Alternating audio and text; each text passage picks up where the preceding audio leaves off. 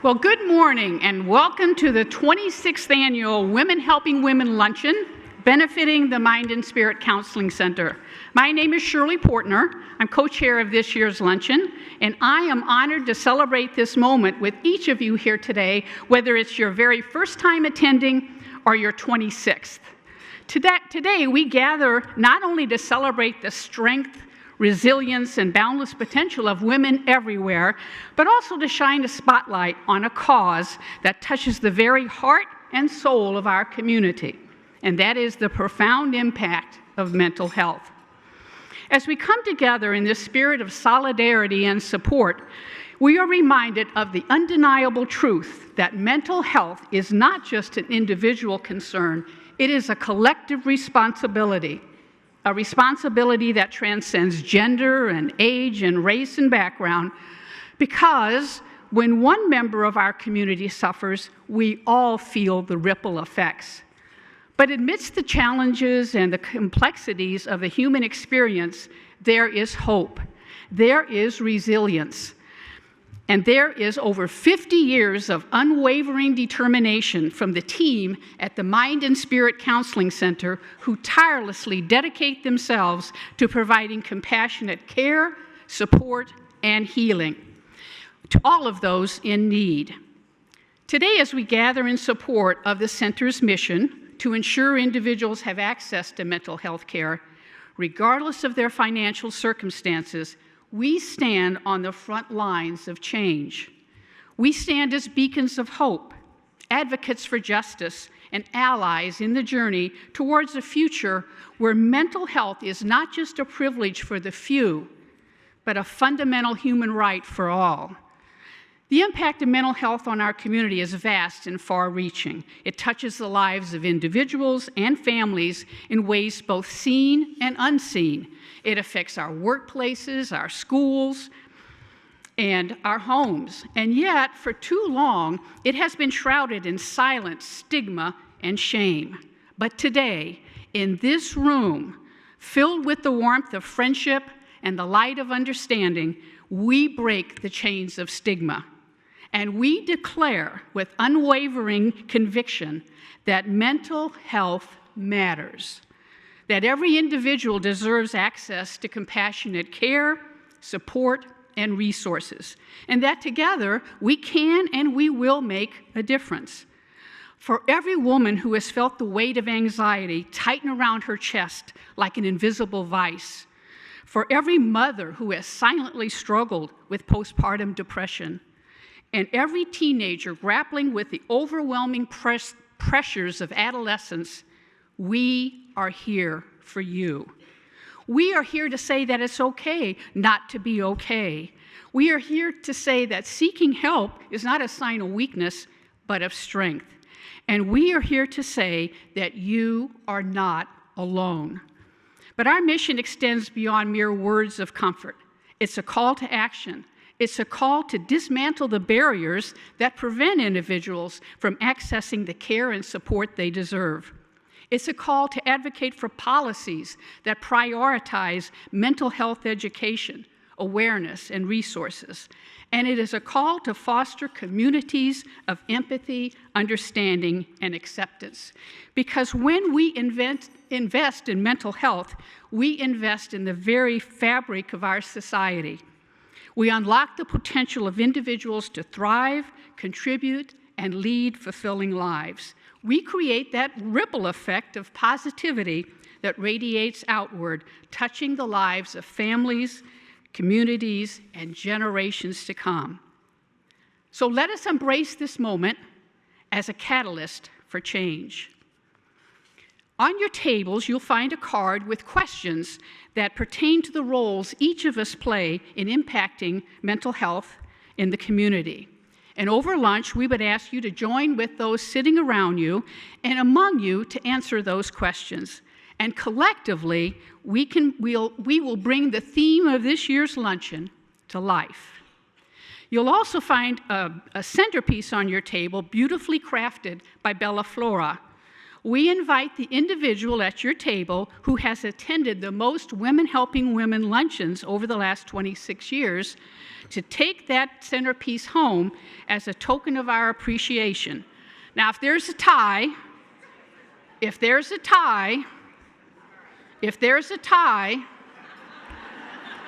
you may have to do rock, break, scissors or something, I don't know.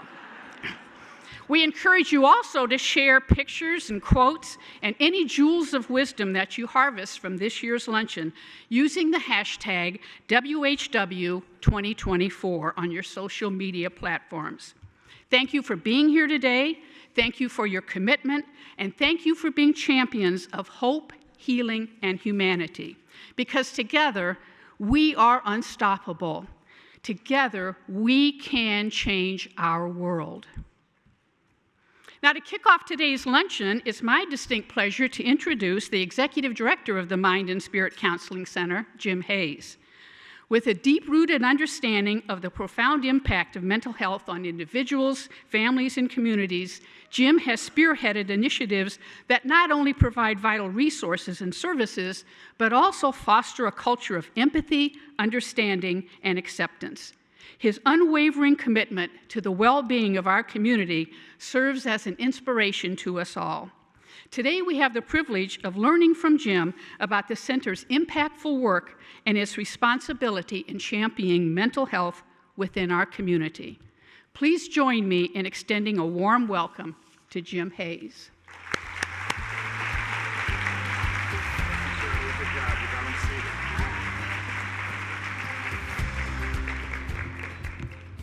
Thank you for being here and welcome. I hope you hear those words a lot while you're here.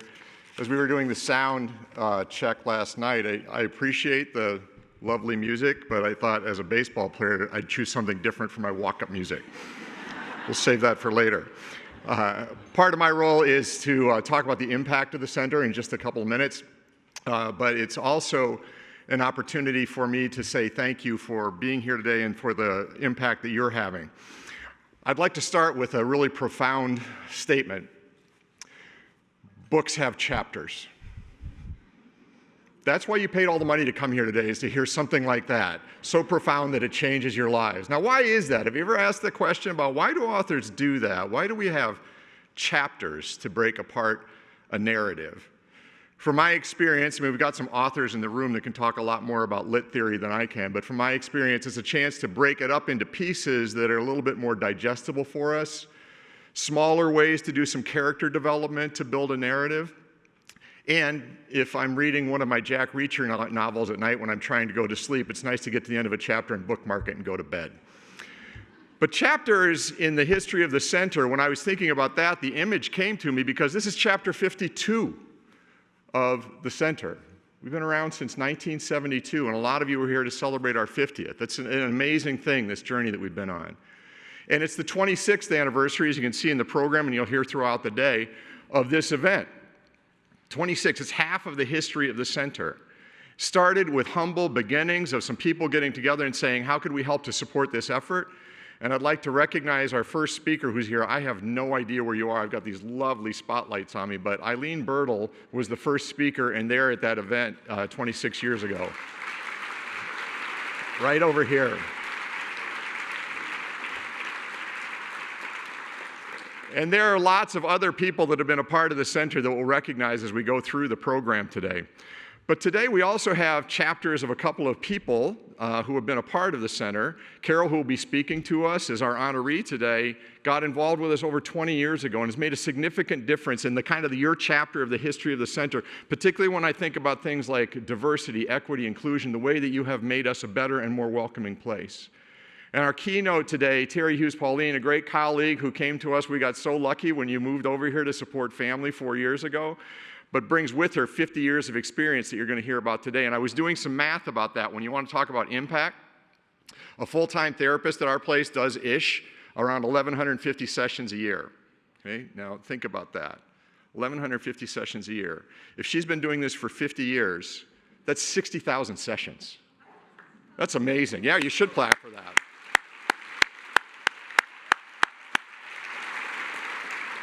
That's one individual on our team. If we think about what I like to call the communion of saints, of all of the people that have gone before us and done this kind of work before, I know like our founder, Ray Martin, Ellery Duke, who spent all kinds of years. I know Jeff Means is here. There's lots of former colleagues, but there's also our current colleagues that are doing this same kind of work, where if you multiply that times 33, you get like 25 to 30,000 sessions a year that our therapists are doing.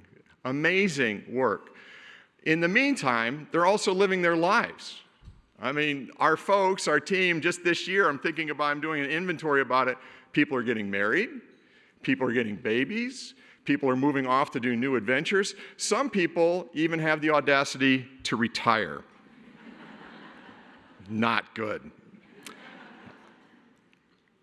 The collective impact to date, if you do that same math over our 52-year history, would be 1.7 million sessions in our history. 1.7 million. I think about that, how many people that is, but each one of those sessions being a sacred space. That is the impact that happens at our place every year now for 52 years. And I just want to share one story, because when I'm talking about narrative, we have to talk about people. It's not just about numbers, it's actual stories of people's lives. This particular woman was employed, had insurance, things going okay with the family, and got cancer. Because of that, she wasn't able to work, lost insurance, and could no longer work with her therapist at the time that she most needed her, because she went into a deep depression because of all the health issues that were going on. But was so proud, because like a lot of us, you like to act like you have your life together and you're proud, she wouldn't admit that she couldn't afford the sessions. And it was the therapist who reached out to say, you know, we can help with that. We have our client assistance fund because of what happens here today that can help you with your co-pays, can help you with your sessions. And that story continued to getting back to therapy, getting back to the fullness of health, getting back to work, and the next chapter begins. That's the kind of success that happens in those 1.7 million sessions as people are journeying together on this healing process. And those are just kind of the developing themes and threads that happen each day of the week for us. You are the co-authors of these stories. Each chapter that you bring to us of your life and your support for us, your generosity for us, makes a difference for the people that we are serving. And it's not just the sessions that you're supporting, it's scholarships that we have for people to take classes that they can get help at our place. It's helping supervisors to train new therapists. It's helping guys, in addition to women, who, in order to fulfill their role of being a healthy person in the world, might be a better spouse or might be a better parent because of the work that we're doing together and the support that you're giving. So with that in mind, as co-authors today, I want to kind of make a little bit of a plug for how you make this impact. We have on the table a challenge grant of $20,000. I know you've supported us in lots of ways already just to get here today. Heather will be talking about that a little bit more as we go through the program.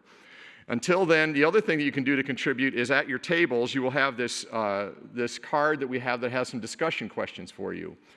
If you can, maybe to talk a little bit about your own mental health, you could do that while you're at your table. And then there's a poem on there that we'll be hearing about from Diane Glass toward the end of the program.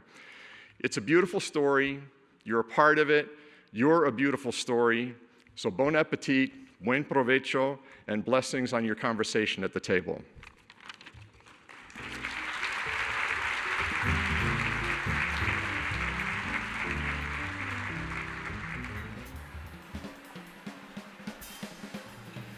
Good afternoon.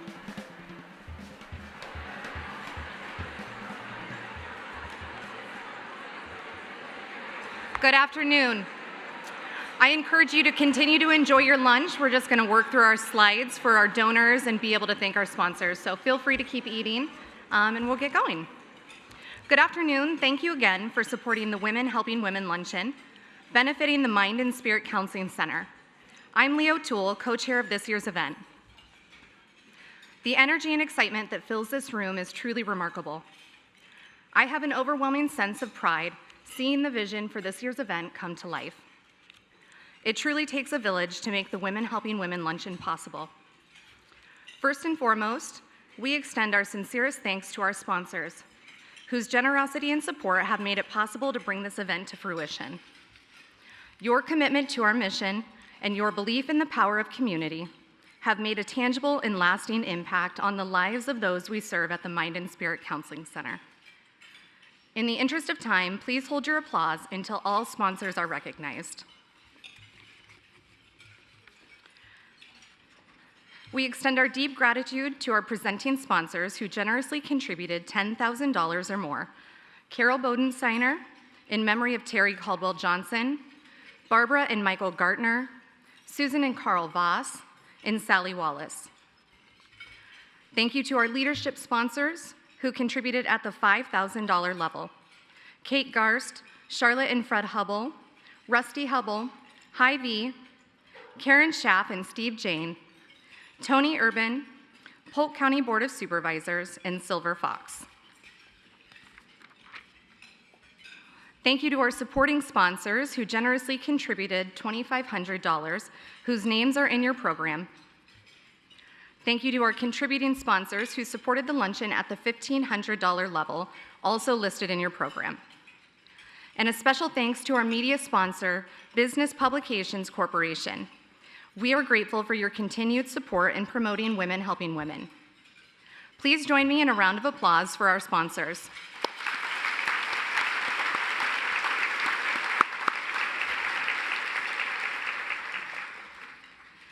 We extend our gratitude to everyone that has contributed to this year's event, as table hosts or special friends, leaders, and in-kind donors who are listed in today's program.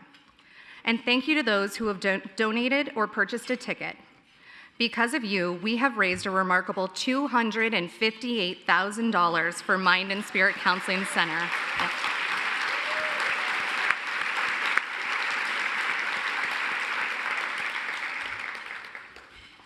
Next, I would like to express my sincere gratitude to the dedicated members of the Event Planning Committee, listed in today's program. Your vision, creativity, and meticulous attention to detail have transformed this luncheon into a truly memorable experience. To the members of our underwriting cabinet, who are also listed in our program, we are grateful for your generous support and unwavering commitment to our cause. Your contributions have made it possible to bring our shared vision to life and to make a meaningful difference in the lives of women, children, and families in need of mental health services. Members of this year's Event Planning Committee and Underwriting Cabinet, will you please stand to be recognized?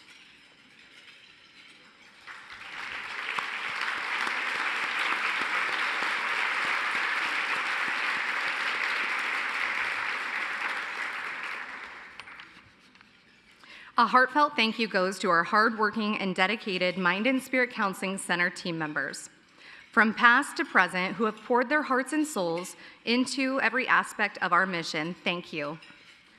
Your passion and unwavering commitment to mental health care have been the driving force behind the success of this event. We're deeply grateful for all that you do for our community. If you are a team member of Mind and Spirit Counseling Center, will you please stand?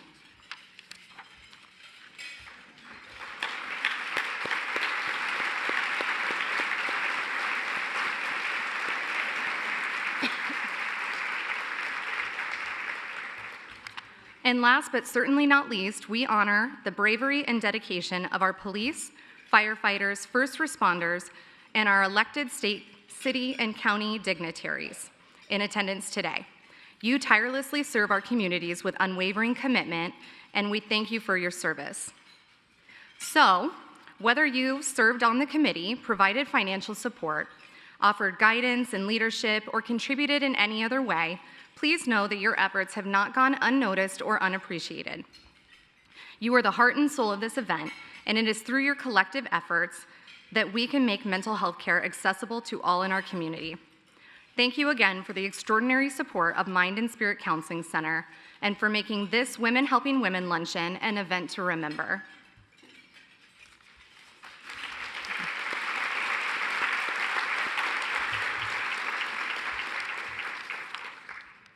Okay, before we welcome this year's honoree and speaker, it's important to take a moment to reflect on the incredible legacy of those who have graced this stage before us.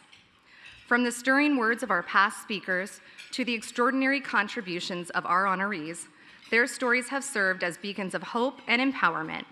They have reminded us of the transformative power of compassion, courage, and community, inspiring us to reach higher, dream bigger, and embrace the limitless potential within ourselves and those around us.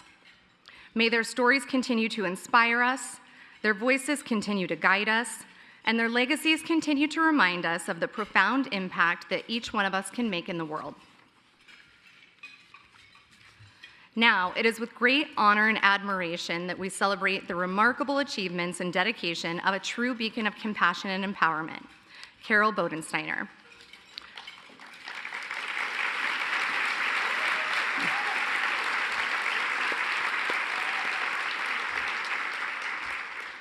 With over 2 decades of experience in the dynamic world of public relations and marketing, Carol has not only excelled in her professional endeavors, but also exemplified the resilience and creativity and empathy. After leaving the bustling pace of agency life behind, Carol embarked on a new chapter, igniting her passion for storytelling through the power of the written word. As an accomplished author, Carol has graced the literary world with her memoir and novels, painting vivid portraits of life in Iowa and captivating her readers with her authenticity and insight. But her contributions extend far beyond the pages of her books. Carol's heart beats with a profound sense of service and compassion. Her unwavering commitment to the center, serving as a longtime supporter and dedicated member of the Women Helping Women Committee, has been nothing short of inspirational. Through her tireless efforts and compassionate leadership, she has helped raise vital funds for women, children, and families in need of mental health services, illuminating paths of healing, hope, and resilience. But Carol's impact transcends the boundaries of her professional and philanthropic endeavors. She is a champion of literacy, language, and generously shares her time and talents as an adult ELL teacher for Oak Ridge neighborhood, and nurtures young minds through the United Way Book Buddy program. In April, Carol's dedication to our community was recognized by United Way of Central Iowa as a Live United Leader Awardee. A true advocate for lifelong learning, Carol embraces every opportunity for growth and enrichment, embodying the spirit of curiosity, exploration, and possibility. In her free moments, she finds solace and joy in the company of fellow book enthusiasts participating in 2 book clubs that foster dialogue, connection, and discovery. Carol finds sanctuary on her acreage with her beloved husband, David, and the cherished moments spent with her son's family. Carol, your journey is a testament to the power of passion, purpose, and perseverance. You have touched countless lives with your kindness, generosity, and unwavering commitment to making the world a brighter and more compassionate place. Today, we honor not only your achievements, but the indomitable spirit that defines you. A spirit fueled by love, compassion, and a boundless desire to make a difference. Without further ado, please welcome this year's Women Helping Women honoree, Carol Bodensteiner.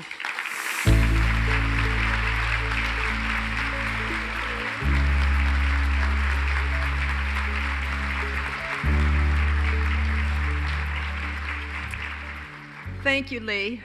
And thank you to the Mind and Spirit Counseling Center and the Women Helping Women Committee for asking me to be this year's honoree. I've attended, as Jim said, this luncheon for 20 years, and I have served on the Women Helping Women Committee for 8 years. So I know the women who have come before me, and I am truly honored to join such an amazing group. And thank you for making me feel loved. Thank you to my family for being here. And thanks to all of you today. You make this event a success with your presence and with your contributions. I believe deeply in the work of the center. To explain why, I need to go back to my childhood. So come along with me. I grew up on an eastern Iowa farm in the 1950s. It was a typical family farm with cows and pigs and cats and dogs and chickens. My sisters and I learned a lot of things from our parents, but 2 values are most important to my message today. One was to work hard and to be able to figure things out on your own. The second was to help people whenever we could. We kids always worked alongside our parents, at first doing the little things, like planting garden and collecting eggs.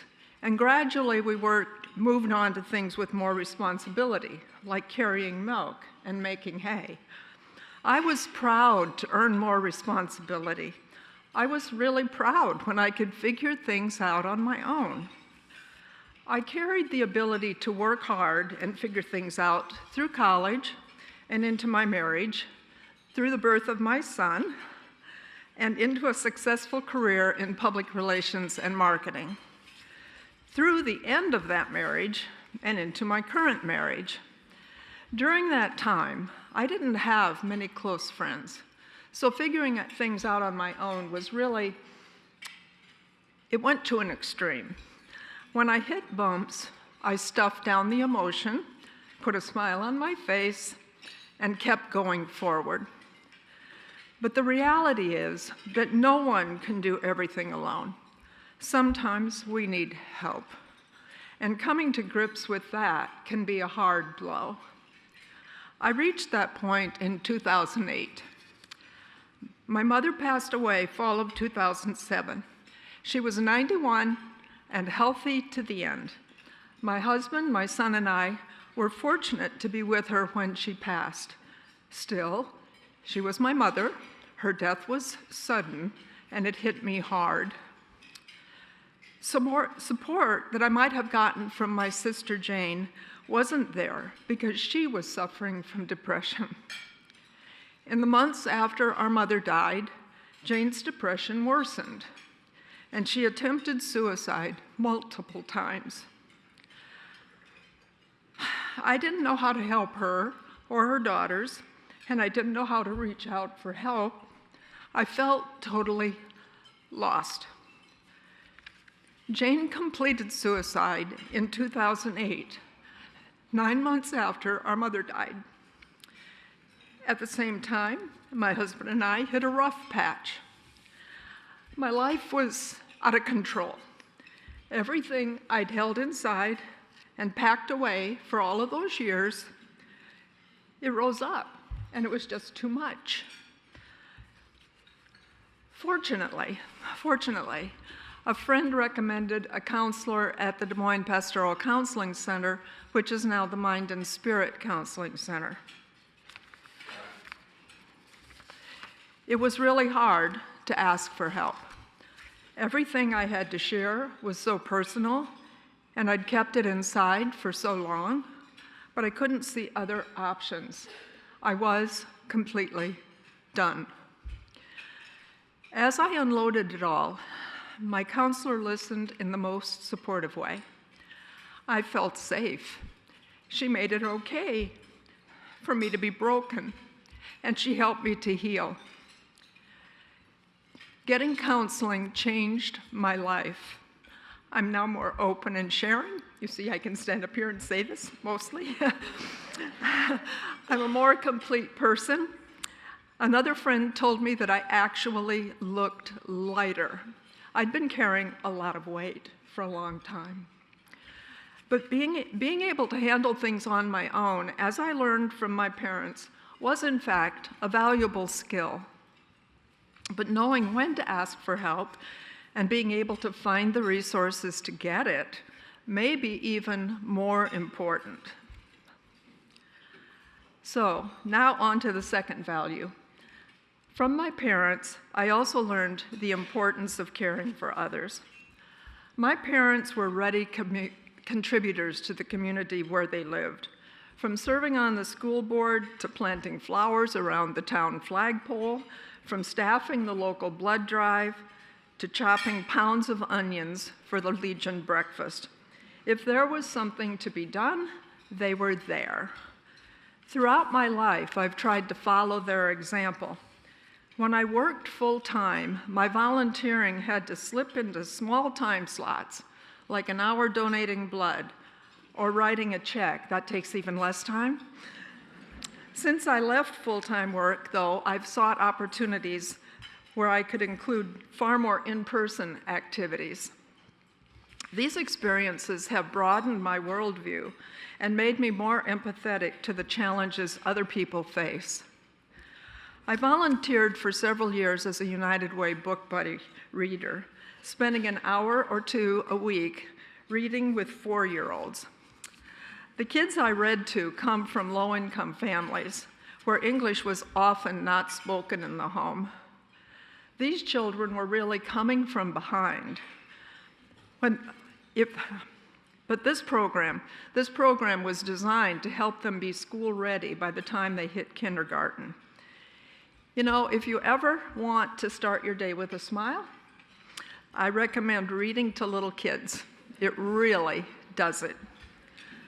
But then when the refugee crisis in Des Moines surfaced a couple of years ago, with the influx of Afghani refugees, I felt I needed to help. I found my place teaching English language classes to immigrants and refugees living at Oak Ridge neighborhood, where I serve on the board. The adult students I teach come from East African nations where war is rampant and spans generations. Many of them have never been in a classroom in their lives before. They are illiterate in their own languages. They may have spent years in refugee camps. Some walked country to country, carrying their children, trying to find a safe place to live. Now they're in the United States. It's all good, right? Well, life here for them is far from easy. They work hard every day to navigate our confusing world, getting jobs, getting their kids into school, managing health care, learning to drive or use public transit in a language they can barely speak or understand. Their lives, the stresses that they face, have undoubtedly had mental health implications for them. You know, everyone here, everyone in Iowa must be aware of the mental health care crisis we face in our state. There are too few counselors, too few beds for those who break down. It's going to take the entire community to find answers. My sister's death and my own mental health challenges led me to the center and to Women Helping Women, where we work every year to raise money to help respond to this community crisis. I believe that we all do what we can when we can. We all choose where to give. When I worked full-time, my giving was more financial because my time was completely full. Now that I have more time, I'm able to give both time and money. I know that many of you do the same. I know this because of the fact that you're here. I am honored to be this year's Women Helping Women honoree, but I need to turn the spotlight back to all of you. Your presence here is a testament to the importance of being part of the community that helps women, children, and families who need mental health assistance. Thank you. So I thank you for buying a seat, a table, being a leader, being a sponsor, and individually giving whatever you can. We need all of you. Thank you.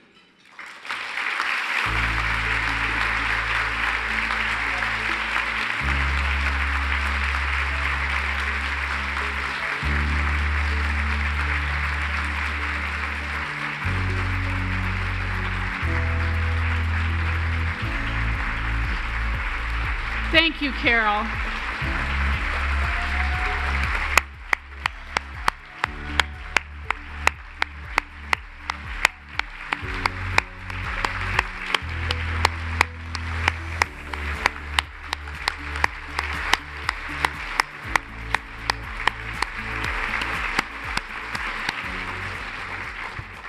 Thank you, Carol, for inspiring us all and for being a guiding light of inspiration and hope. Your legacy will continue to illuminate our hearts and our minds for generations to come. Thank you. As we continue to shine a light on the vital importance of mental health within our community, we're graced by the presence of someone whose life's work embodies the very essence of empathy, understanding, and healing. One of Mind and Spirit Counseling Center's very own therapists, Terry Hughes Pauline. With an illustrious career spanning an incredible 50 years as a mental health provider, Terry's journey is a testament to the transformative power of compassion and commitment. Since joining the Mind and Spirit Counseling Center in 2020, Terry has brought a wealth of knowledge, experience, and heartfelt dedication to her role as a therapist at the center, touching the lives of countless individuals with her warmth, wisdom, and unwavering support. A proud alumna of both the University of Northern Iowa and the University of Iowa, Terry's academic achievements are matched only by her passion for serving others.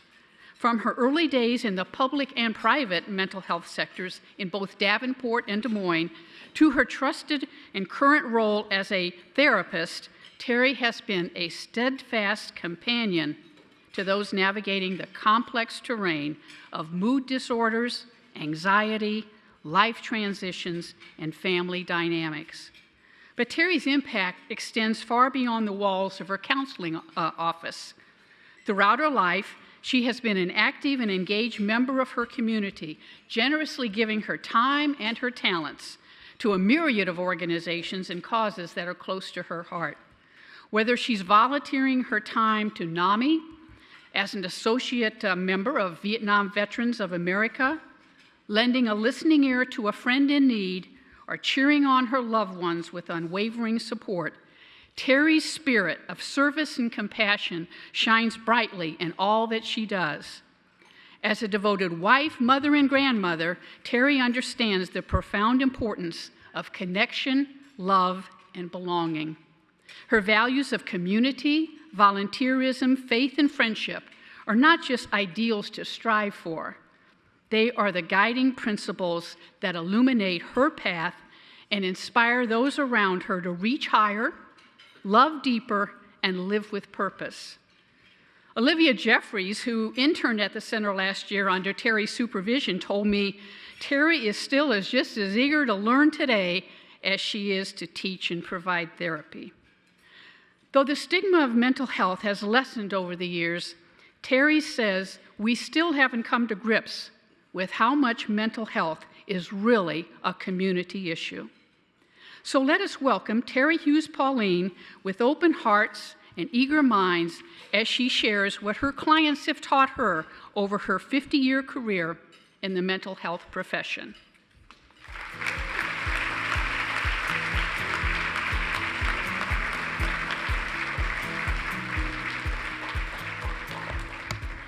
Hello. First of all, I've got to say, you guys look fabulous. To see 500 people in this room speaking up for mental health, wow, wow. All of you, please take a bow. You know, the last few years, I've volunteered at the check-in desk for the luncheon.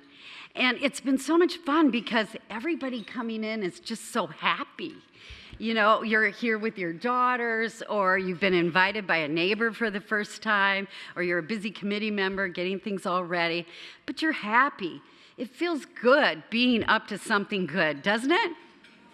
And then again, you come in this room, and all of you, each one of you today are helping to get women the mental health services they need. So this month, 50 years ago, in May of 1974, I became a social worker. And my 50 years as a social worker and therapist truly have been my honor. I wanted to be here today to support Women Helping Women by telling you some of the important life lessons I've learned from my client and why mental health care in this community is so important. Early in my career, I worked only with children and families. I was a play therapist. And so I always think of this one little guy, when I think of those years, who was referred by the schools. At 7, he was out of control. He was turning over desks, running out of the building, swearing, refusing to do his work. And the school, frankly, didn't know what to do next, and I didn't either. Until one day I said to him, "Why are you giving everybody such a hard time?" And he said with a grin, "Because it's fun, and I like it." And I decided, you know, we better take those words seriously. We had to figure out how to make behaving as much fun as misbehaving. And I knew we had to help him learn how to get attention and feel control in new ways. So with the help of the janitor and the lunch staff and the teacher and the principal, we figured out his high-risk times a day and had intervened before the outburst happened, and he'd be dumping waste cans for the janitor and making up secret recipes in the kitchen and playing Go Fish with the principal. And soon he had a new image of himself and a better view of school. What this little guy taught me is that children know what they naturally need. If we take the time to listen to their words and watch their behavior, they will show us what they need to be safe and happy. Too many times we think we know what they need, but we're the ones who haven't truly paid attention. Therapists who work with children are trained to do just this, to watch and to listen to what kids are showing them, to develop treatment plans to help them move on with their developmental lives. That's what the therapists on our COOL unit working with children do every day. We need to keep exploring as a community how we also can better support our teachers in our schools, because we have teachers requesting now help for their students and for themselves more than ever before. Now teachers tell me there's not just one little guy not learning in their rooms because of their behavior, but 2 or 3 little boys and girls not learning because of their behavioral needs.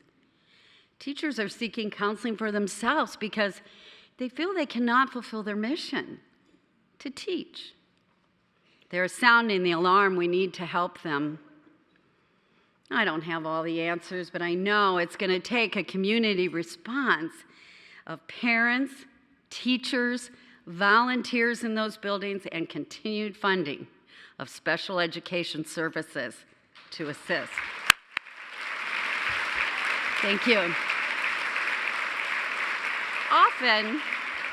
Often when parents bring their children to therapy, they're worried that the child will feel stigmatized or naughty. But you only have to spend a few minutes in our children's lobby to see that's just not the case. Much more likely, kids come out from their first session saying, "Well, that was fun. Can I come back again?"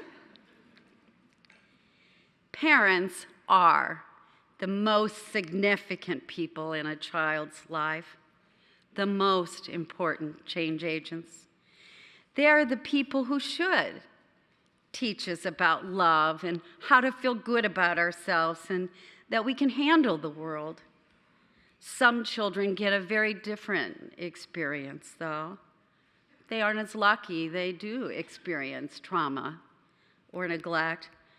They don't learn that they're beautiful, capable, perfect, just the way they are. I've truly met very few parents in these years who have not loved their children. I have met naturals, parents who just get it. They just figure it out easily.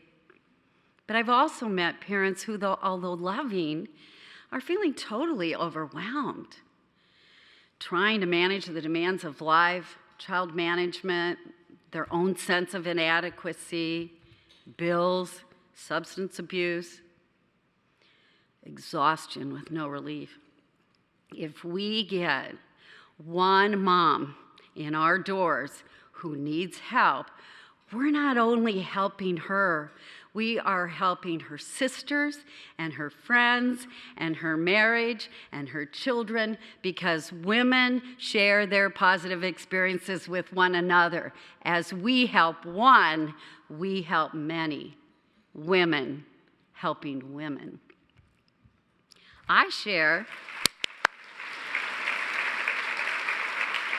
They're fabulous. They're fabulous. I share many great stories from one parent on what they teach me with another parent that comes in. They're never all our own ideas. So like the mom who was tired of struggling and fighting with kids to get dressed in the morning. And so she decided to give their baths at night, dress them in their tees and leggings for the next day or sweats, and when they got up, the battle was won. Why didn't I think of that? Or the mom who said she never understood why her mom always sat in the car for a while after they would all come home from outings. You guys have been there too, yeah. And she said, I get it now. With 3 kids of her own, she found herself sitting in the car when everybody went into the house, collecting herself and saying to herself, I can do it. I can do it. Because now she knew she had exactly 3 minutes and 45 seconds before all heck broke loose inside. I think of the parents of an autism spectrum young boy going to middle school for the first time. He didn't understand the loud hallways and, is the mic off? He didn't understand the loud hallways and social rules and didn't want to get up. So anyway, I was sharing with you about these parents with this young adolescent boy with autism who didn't want to get up for school because middle school was hard for him, loud, didn't understand. But the mom, knowing that scolding him would just make things worse, and knowing how important routine was to him, said, oh, honey, I'm so sorry, we forgot to teach you the most important rule about middle school. Nobody wakes up wanting to go, but you just say to yourself, feet on the floor, go. She knew that if he could just get up, his routine would feel good to him and settle him. Smart mom. She knew it wouldn't solve all the problems of middle school, but getting up would bring possibilities to his day. Can't tell you how many times I've said to myself, feet on the floor, go. Many times I've said that to immobilized clients. It doesn't fix everything, but it brings possibilities to the day. Often as a therapist, we're asked, how do we do it? How do we deal with so much sadness and trauma every day? I figured out early I had to focus on the change that occurred, the courage, the resiliency, the strength of clients to survive. Like the cookie lady, a woman who had schizophrenia, who already had 2 brothers who had died from suicide. She was struggling herself with daily suicidal thoughts and intrusive voices in her head. And had had so many hospitalizations, she was called by the nursing staff a frequent flyer. The holidays were particularly dangerous for her, and she vowed she would not return to the hospital again. She was tired of it, too. I knew what she meant. She was planning suicide again. But she also told me about happier Christmas past, when she would bake cookies, and they were really, really good cookies. But she hadn't baked for years. And as we worked on her safety plan, I said, the voices can't win. I haven't tasted your cookies yet. And she laughed. The next week, she brought cookies for me and my staff. And they were really, really good cookies. And from there, she made cookies for the church and her outpatient group and her neighbors. And instead of being called a frequent flyer, she now was the cookie lady. And she loved that. The voices remained, but with a sense of purpose again. She could focus on measuring and mixing, and a new view of herself and the desire to live won out over the desire to die. Women Helping Women Funds helped me to see a woman in her 60s who had to leave her job to care for her husband with memory issues. It was 10 months before she was eligible for Medicare, and the loss of job made it impossible for her to feel she could manage the copays. She needed the help now. Women Helping Women Funds made that possible. I see a young woman in her 20s who's been on her own since she was 16 after many years of trauma and neglect. She's working on college classes for the first time and working in a nursing home, but it doesn't offer benefits. She needs the help now. Women Helping Women Funds has made that possible. I see a young mother with postpartum depression that's very severe. Her insurance fell through, and I didn't hear from her too until I reached out. Her husband's job had fallen through, and they had lost their insurance, and she didn't want to let me know. Because of Women Helping Women Funds, we are there for her, and her husband had to leave to train for a new job with benefits, but she had to be alone with that baby for 6 weeks. We were there to help. Teenagers have changed in my 50 years. They don't feel the same stigma of counseling that we have felt in the past. They feel more permission to say what they think and share their feelings. This is critical since we know teens feel more anxiety now than ever before. But we still have a disparity between the teens who feel connected to good things like school and music and friends and spirituality, and the teens who feel disconnected, unrecognized, that they don't fit. When you walk down the street and you pass teenagers, they have wacky hair and hoodies, or they're dressed in ways to express their gender identity in ways that confuse you. Do you look the other way? Or do you smile when you pass and say hi? How can we as a community say to all teens, we see you in transformative ways with new effective ideas, not only when tragedy occurs? I have a family of 3 young adult adolescent siblings who even brought their dad in for counseling.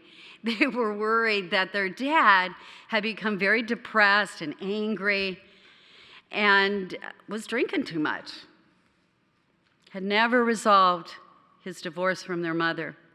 They said, "Dad, we're not spending time with you anymore unless you get help." And he came for the kids. I was curious. Did he want anything for himself? He wasn't sure. A few sessions in, he said, I've never been a therapy kind of guy. I've been more of a, keep it all in, let it churn until I explode kind of guy. But I gotta admit, this feels kind of good talking to someone.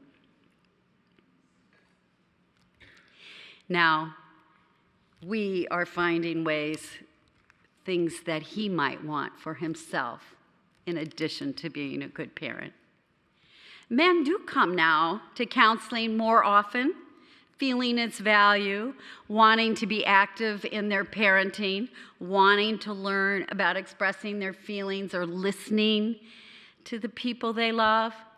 But we need to continue our efforts to destigmatize therapy for men to reach even more men, more sons, more husbands, more grandpas. We also always have long waiting lists for couples therapists. Becoming a healthy we is a challenge.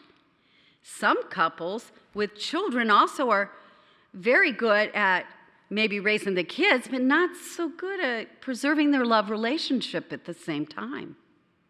How do we juggle both? Counseling can and does help. Unfortunately, sometimes things do lead to divorce. And if you are a parent and you divorce, know the best way to grieve your loss is to be the best co-parents you can be. Put the anger aside. Develop respect for each other. The kids will benefit tenfold, and you will be so proud of yourselves. A woman said one day to me at the end of her session, I feel so good when I leave here, like I've just walked home with my best friend and we've talked about everything. What a lovely sentiment. You know, we therapists need to know we're okay once in a while, too. But I'm not the best therapist for everybody. People need different things. So if you ever go to therapy and the therapist isn't a good match for you for whatever reason, it's okay to ask to transfer to someone else. We want you to get what you need. We have very committed, skilled therapists of varied backgrounds, training, expertise, bilingual, therapist of color. Get what you need. I see a woman in her 30s who has experienced a depressive disorder since she was a teen, and with that has also achieved her master's degree and is committed to working for nonprofit organizations. But she was frustrated one day when I saw her because she said she'd been at work and a coworker said to her, "Oh, come on, can't you smile once in a while?" She said, "I know I'm not a naturally happy person, but I try really hard. I take my meds, I come to therapy, I try to be transparent, I even meditate sometimes." Her suggestion was, if you're concerned about a coworker, just say, "Hey, would you like to walk outside with me and get some fresh air for a few minutes?" Or put an extra coffee on their desk in the morning, even if you only get a nod instead of a smile. This client, by the way, is seen most often on telehealth, another life-changing development in our profession. Telehealth helps us to reach out and stay connected to clients, including clients from our smaller surrounding communities, clients with mobility issues, and clients with transportation problems. I hope it's here to stay. Medications have come a long way in the mental health field in 50 years. Effective, safe medication should be used when needed. We know the best options sometimes for improvement happens with therapy and meds. Not one, but both. We are so fortunate to have dedicated medical staff at Mind and Spirit Center to support us. Our first responders, police, healthcare providers, all do extra duties having to be social workers in doing their jobs. We need to continue to ask how we can give them support. They are now much better trained in intervening in mental health crises. This is critical. Continuing mental health training and listening to what their experiences keeps them and the individuals they are serving in crisis much safer. Thank you for what you do, first responders. For some reason these days, the receptionists think I'm a good match for people 65 and older. I'm not sure why, but I tell you what, it's the best time of my day. Seniors were raised in an era when you didn't go to therapy. Family business stayed in the family, and you picked yourself up by the bootstraps. When my mother was dying of colon cancer, she said to me, "I wish I would have gone to see someone like you, Terry. You know, a therapist. To just, talk about some things." It had never crossed my mind during her long illness to make this suggestion. I told her we could arrange it, but she said, no, I'm too sick. It'll be okay. Why hadn't I thought about it sooner? So why do seniors come to therapy? They come to share their life stories, unique lives, well lived. They come to grieve the loss of their spouses of 50 years or friends who have died or had to move away. They grieve the loss of what their bodies used to do, the lost opportunities. They grieve their lost health and dreams that were never realized. They come to tell secrets, sometimes secrets held for 40 or 50 years of trauma and neglect, and often say, I've never told anyone that before. You see the shoulders release. They come to share things they may not want their kids to know. They don't want to be a burden. They come to laugh, and oh, how we laugh. They have learned what's really important in life and how to poke fun at themselves and how to let things go. They are marvelous. My honor to share time with them. Today, many of my friends and family are here with me. My clients have taught me what's really important to wish for our children. I am so proud of my children. Kate, Jeff, Melissa, you have made my wish for you come true, that you would grow up with good hearts and know how to use them. And you have, and you do. Thank you. I love you. And my husband, Greg, is here today. He has been with me for 40 of these 50 years, a fellow social worker and veteran. And, you know, I've always taken pride in giving my last client of the day the same attention and respect as the first client of my day. But it's true sometimes at the end of the day, when you're done, you've left it all on the court. And I go home, and Greg will be telling me about his day and stop at some point and say, you haven't heard a word I've said, have you? And I try to fake it, but he's on to me. And so for Greg, for all those times, I love you too. If you do not have family and friends meeting you at the end of the day, you go find them. Family can meet with you on Zoom from the East Coast. You can find it holding twin babies next door or greeting the neighbors and taking their mail in. It may be your church family or your NAMI family or your AA or Al-Anon family. You get what you need. In a few minutes, I'm going to say, I did it. I gave the speech I wanted to give. We all need to say, I did it to ourselves every day, not for being perfect, but for doing the best we can.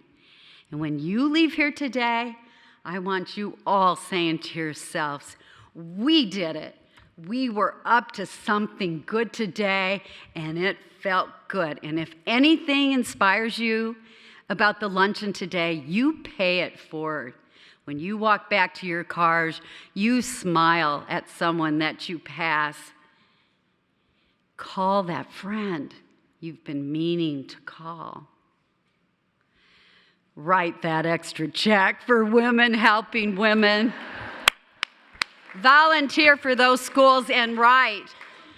And contact your local representatives about mental health parity and services for our individuals with disabilities.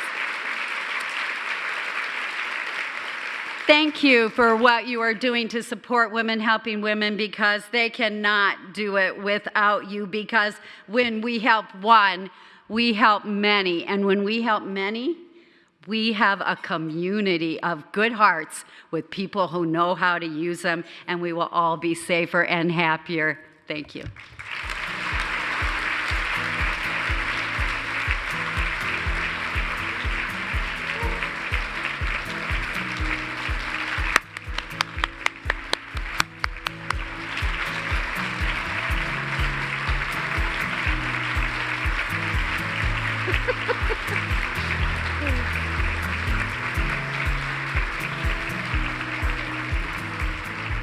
Thank you, Terry. What inspiring words. We're so grateful for that and for you reminding us that even in our darkest moments, there can be hope and healing and the promise of brighter days. Thanks, Terry. I'm Connie Isaacson, and I want to make some very brief comments as today's luncheon comes to a close, and I promise they'll be brief. As you heard many people being thanked today throughout the program, it's clear that the Women Helping Women Luncheon is truly a team effort. And when you think about recent teams that have had remarkable success, you cannot help but think of the Iowa women's basketball team. The Hawkeye women were a wow team on all fronts. And I think there are some analogies between the Hawkeye team and our Women Helping Women team. First, the Hawks had a big star, Caitlin Clark.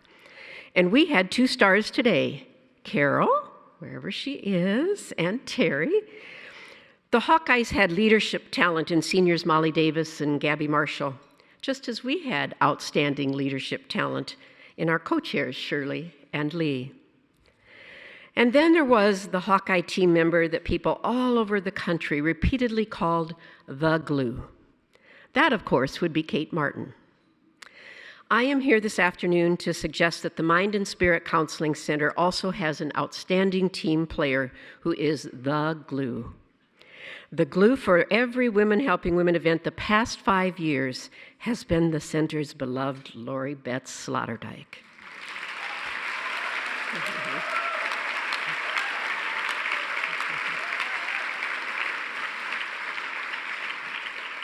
Lori is a humble, dedicated, remarkable leader in our community who always prefers to be behind the scenes, never out front.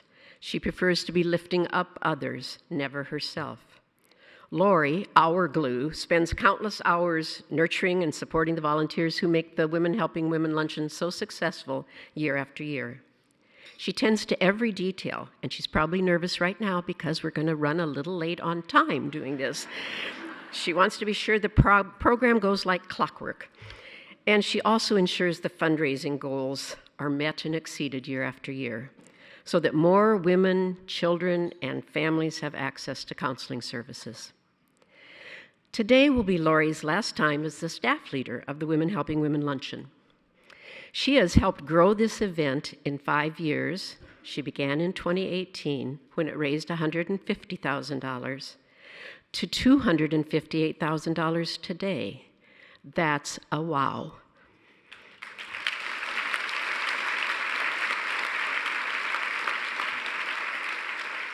In 3 weeks, Lori will retire from her role as the center's Director of Development, and we would be remiss if we did not extend our gratitude to her today for her commitment and her collaborative nature, for her grace and her gracious manner, and her effectiveness as the behind-the-scenes glue to help others in any way she can. Lori's fingerprints are found nearly everywhere throughout our community, from the Des Moines Arts Center to Planned Parenthood to many, many other nonprofits. She has truly been a servant leader, helping make our community a better place in which to live, to work, and to raise our families. Thank you, dear Lori, for the great and positive impact you have made on so many.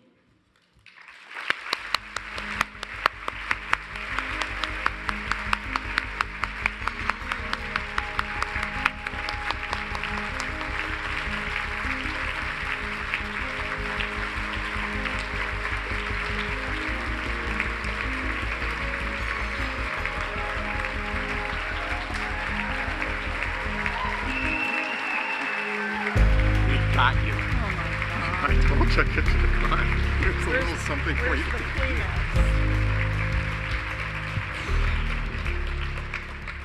Thanks, Connie. I think you missed the memo where we were going to avoid this situation. And but I want to thank you for being such a guiding light in a huge part of my life. Thank you very much. She's right. I can't stand it when we're late, and we're late. I always tell everybody we'll be out of here by 1 o'clock, but we just have a couple more things to do. Jim asked me yesterday if I had my Kleenex ready, and I thought, why am I going to need Kleenex? I don't really quite get that, but now I get it. Anyway, so just one quick thing. This morning before I left home, was making my coffee, and I always do the jumble and the paper. I'm not a big horoscope reader, but the horoscopes are right by the jumble if you do the jumble. And I thought, well, I'll just see what it says about us Libras today. And this is what it said. On the verge of change, the call to liberation is louder than ever. Prepare to let go and trust. And I thought, couldn't have been more perfect than that. So, thank you, everybody. Thank you, Connie, wherever you went. And let's get back to this last few minutes of the scheduled program. So, and I'm a little flustered, so bear with me while I look at my notes. Good afternoon. I am Lori Sloterdijk, the Director of Development at Mind and Spirit Counseling Center, and I'm so grateful to you for being here today. As we conclude another inspiring Women Helping Women luncheon, I stand here with a heart full of gratitude and admiration for each and every one of you. Your unwavering support, dedication, and commitment to mental health care in our community is remarkable. Today, as we celebrate the achievements and resilience of women, I am also filled with bittersweet feeling as I approach my retirement from this role at the center. It has been an incredible journey during which I've had the privilege of witnessing the transformative impact of the high-quality mental health care we provide at the center. I want to express my deepest gratitude to the entire Mind and Spirit team, our generous donors, tireless volunteers, and the brave clients whose stories inspire us all. Your passion and generosity have been the driving force behind our mission, and it has been an honor and true pleasure to work alongside you. I read a quote the other day, I think it was from the Business Records Fearless email that I received. Success isn't about the end result, it's about what you learn along the way. While we celebrate the success of today's event, I encourage all of you to think about what we learn along the way during all the aspects of life: personal growth, happiness, challenges, fulfillment, changes, making a positive impact on others and your community. You are making a positive impact by being here today. Thank you, and thank you for all of the ways you strengthen our community.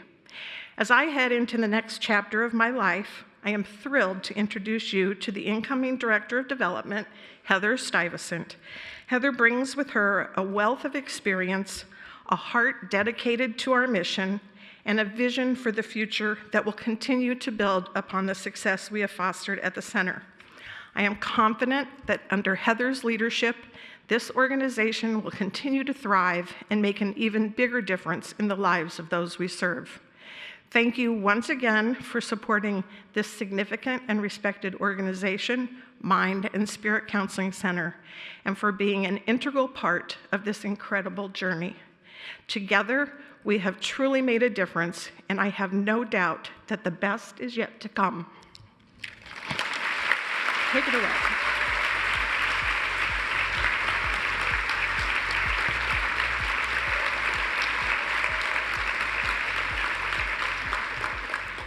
Thank you so much for the warm introduction, Lori. It has truly been an honor to learn and work beside you over the last several months, and everything that you do, you can see that you have such a passion for the center. So it's extremely inspiring. So thank you so much for your service, Lori. And although I have some big shoes to fill, it's my absolute pleasure to serve on the Mind and Spirit Counseling Center's team as the new Director of Development. And as we come to the end of the 26th annual Women Helping Women Luncheon, I am filled with a profound sense of gratitude and inspiration. Today, we have witnessed the power of community, compassion, and the collective action as we have come together to support, uplift one another in our shared mission of helping women, children, and families in need of hope and healing. But our work does not end here. The challenges that we face in our community are great, but so too is our determination to overcome them. My favorite teacher, Richard Rudd, says, "The future is a seed that lies in the present." As we leave, I encourage each of you to cultivate these seeds of inspiration that you have harvested from today's luncheon and to bring the spirit of this event into your daily lives. Let's continue the work collectively as a community, to break down the barriers and ignite a movement towards a future where mental health is not just a privilege for the few, but it's a fundamental right for all. Whether it's through volunteering your time, and maybe you're inspired to serve on next year's planning committee. If so, see me after the event. Maybe it's offering a listening ear to those in need. Or maybe it's financially supporting the center to ensure that mental health care is accessible to all in our community. Please know that every act of kindness, no matter how small, has the power to make a difference. As Executive Director Jim Hayes said earlier today, thanks to the generosity of an anonymous donor, there is an opportunity to double your impact at the center.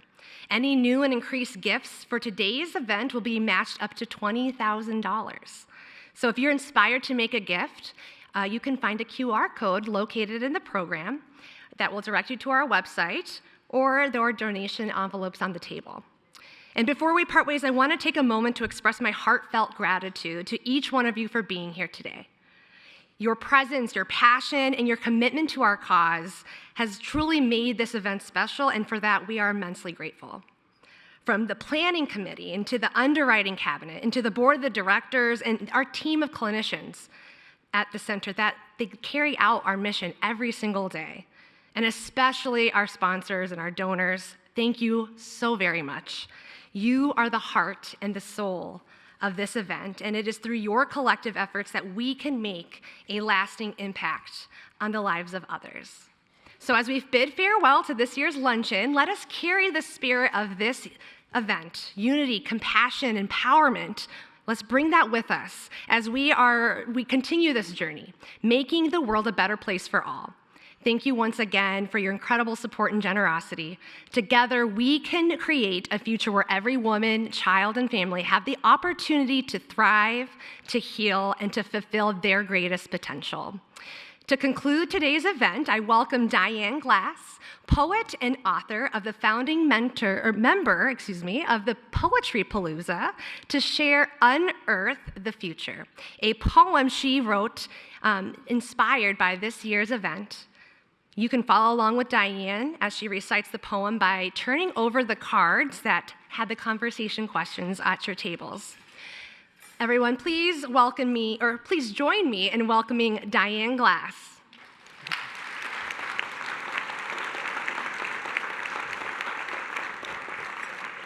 I'm over here, I think it's west of the podium, and I'm so happy to be here and so honored to have been asked to do this. Can you hear me okay? All right, great. So, good hearts, let's move together and respond to the call we've heard today. Unearth the future. I envision a land of hope and healing. Young men wield pencils, not guns. Teen girls defy social media, cherish who they are. Suicidal patients seek help and get it. I look around me. We are many. Media convince us we are powerless. Yet our deepest dreams, like buried prairie seeds, grow with nurture, action, and faith. Let us burn away fear of change. Welcome the bees and the butterflies of community. Sustain hope and celebrate the new life that emerges. Thank you.